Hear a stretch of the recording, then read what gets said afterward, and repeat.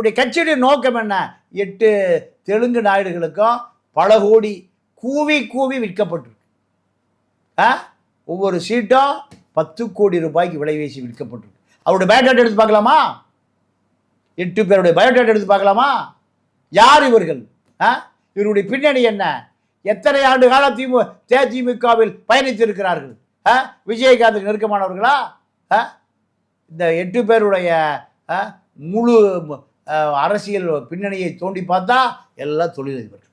இப்போ திமுகவை தவிர இப்போ இந்த கூட்டணி கட்சிகளுக்கு எவ்வளோ ஒரு வாக்கு சதவீதம் வரும்னு இப்போ இவங்க கணக்கு போட்டு வச்சிருப்பாங்க சார். அது உண்மையாகவே ஒரு பெரிய கேள்விக்குறியா இருக்குல்ல. இந்த தேர்தல் களம் யார் வருவாங்கன்றதை நிர்ணயிக்க முடியாத ஒரு தேர்தல் களமாக தானே சார் அமைஞ்சிருக்கு? அப்படிலாம் கிடையாது. அது உங்களுக்கு நிர்ணயிக்க முடியாத தேர்தல் களமாக இருக்குது.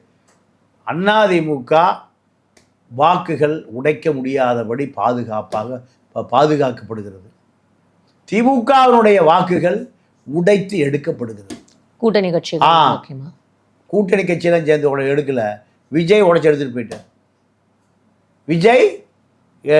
போயிட்டார். திமுகவினுடைய வாக்கு தான் சேதாரமாயிருக்கு.